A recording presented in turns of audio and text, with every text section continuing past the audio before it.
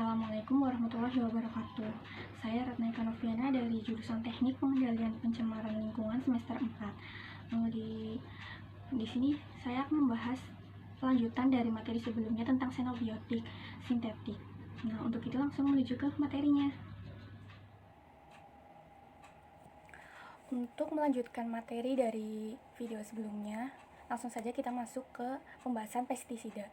Pestisida merupakan istilah bagi senyawa kimia atau zat renik yang digunakan untuk membunuh organisme pengganggu tanaman dan pengendali zat renik atau zat lainnya. Penggolongan pestisida menurut zat dan sasarannya ada 10. Yang pertama ada herbisida, yaitu pengendali gulma. Yang kedua ada insektisida, pengendali insekta atau serangga. Kemudian ada fungisida, yaitu pengendali jamur. Kemudian ada rodentisida, yaitu pengendali racun hewan pengerat seperti tikus contohnya. Kemudian ada nematisida, yaitu pengendali nematoda atau cacing. Kemudian ada arkarisida, yaitu pengendali arkarina. Kemudian bakterisida, pengendali bakteri. Algasida, pengendali alga. Moluskasida, pengendali moluska. Dan pisisida, yaitu pengendali ikan. Untuk penggolongan insektisida menurut cara kerjanya, yaitu yang pertama ada fumigan, yaitu senyawa kimia dalam bentuk gas atau uap untuk memberantas hama atau kutu tanaman. Kemudian ada stomach poison, yaitu senyawa kimia yang diberikan melalui makanan insekta seperti bagian tanaman atau yang dilalui oleh insekta. Kemudian ada contact poison, yaitu senyawa kimia yang diberikan langsung dapat menyemprotkan ke bagian dalam tubuh insekta. Kemudian ada atraktan, yaitu senyawa kimia yang baunya dapat menarik insekta atau hama lain. Kemudian ada repelen, yaitu senyawa kimia yang baunya dapat menghalau insekta, seperti minyak yang digunakan untuk mengusir nyamuk.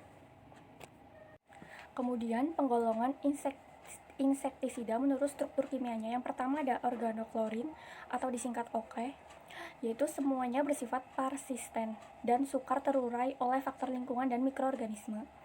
Yang kedua ada organofosfat atau OF, yaitu umumnya tidak bersifat persisten dan mudah terurai oleh faktor lingkungan dan mikroorganisme.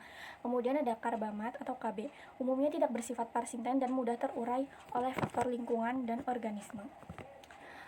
Masuk ke fungisida. Fungisida merupakan pestisida untuk membasmi jamur seperti kaptanol, mancozeb, manot, dan lain-lain.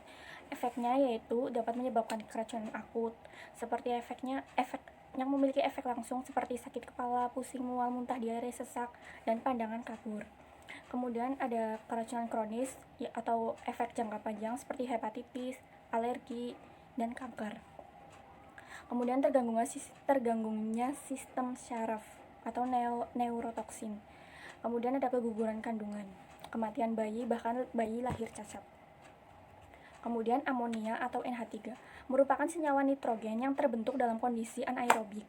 Sumbernya berasal dari pemupukan persawahan, perladangan, perkebunan, dan pembusukan hasil pertanian, peternakan, serta pemotongan hewan di sepanjang aliran sungai.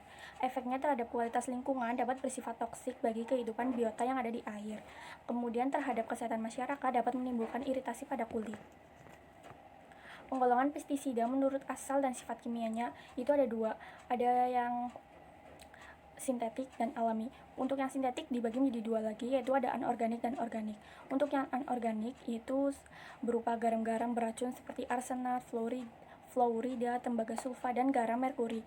Untuk yang organik itu seperti organofosfat, organoklorin, karbamat, heterosiklik, dan lain-lain. Untuk yang alami itu berupa nikotinoida, piretroida, reteonida, kamper, terpentin, dan lainnya. Untuk penggolongan pestisida menurut sifat racunnya itu ada 2. Yang pertama ada secara sistemik dan secara kontak. Untuk secara sistemik yaitu diserap melalui akar atau daun, kemudian terserap ke dalam jaringan tanaman yang akan bersentuhan dan dimakan oleh hama sehingga menyebabkan keracunan. Untuk secara kontak yaitu diserap melalui kulit pada saat pemberian insektisida, kemudian terkena sisa atau residu insektisida berbahaya beberapa waktu setelah penyemprotan dilakukan. Untuk langkah aman penggunaan pestisida yaitu pada saat selama menakar dan mencampur, pertama-tama baca petunjuk label dan kenakan alat pelindung dahulu. Kemudian buka kemasan dengan hati-hati dan tutup kembali dengan rapat, jangan sampai masih renggang. Kemudian letakkan pada tempat yang aman. Kemudian selama penyemprotan, yang pertama baca petunjuk pada label dan kenakan alat pelindung. Yang kedua, jangan menyemprot berlawanan arah angin. Yang ketiga, dilakukan pada pagi hari saat udara masih sejuk. Setelah penyemprotan, yang pertama langkah yang harus dilakukan yaitu mencuci peralatan yang telah digunakan dan cuci tangan sampai bersih. Kemudian sisa larutan atau air bilasan dibuang ke lubang tanah.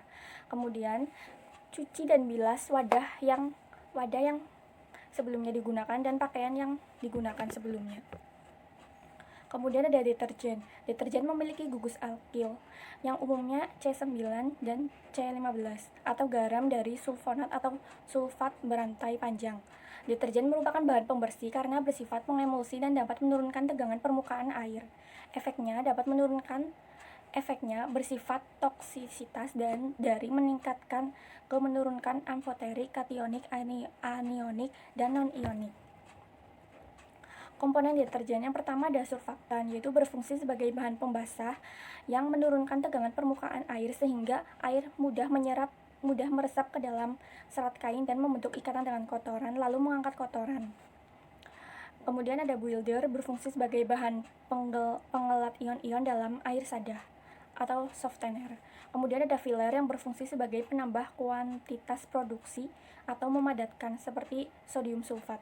Kemudian ada additives atau bahan pelengkap, yaitu berfungsi untuk membuat produksi lebih menarik seperti pemutih, pencerah, pewarna, pewangi, antiseptik, dan lainnya.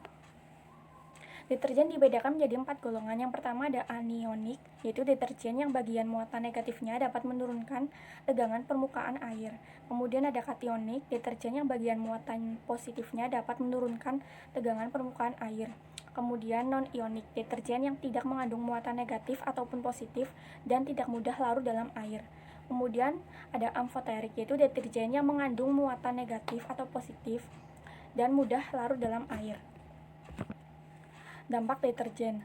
Ada dampak terhadap kualitas lingkungan. Yang pertama yaitu menghalangi difusi O2 dari udara akibat buih atau busa yang dihasilkan.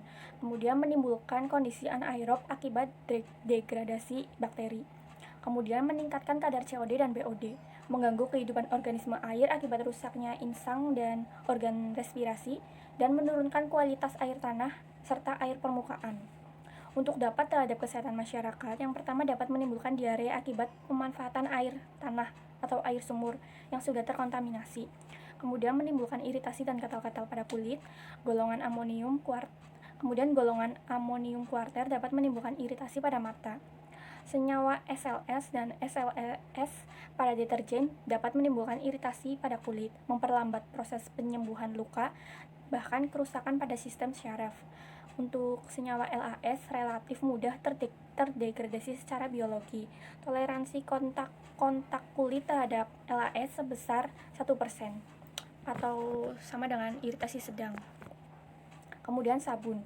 Sabun merupakan gliserida sebagai hasil reaksi antara ester dengan alkohol yang merupakan senyawa aromatik dan bermuatan netral. Sabun merupakan bahan pembersih karena sifatnya pengemulsi dan dapat menurunkan tegangan permukaan air, sama seperti deterjen. Sabun ada 2 macam, yaitu sabun keras dan sabun lunak. Untuk sabun keras seperti asam lemak plus NaOH, sabun lunak asam lemak plus KOH plus pewangi. Kelemahan sabun yaitu daya pembersihnya tidak efektif bila digunakan dalam air sadah karena sukar membuih sebagai akibat terbunuhnya senyawa garam yang mengendap sehingga mengotori kepakaian. Keuntungannya yaitu bahannya dari sumber daya alam yang dapat diperbaharui dan mudah didegradasi oleh bakteri. Untuk efeknya terhadap kualitas lingkungan dapat menurunkan O2 dari atmosfer ke dalam air, meningkatkan nilai pH air dan membentuk endapan ion Ca dan Mg.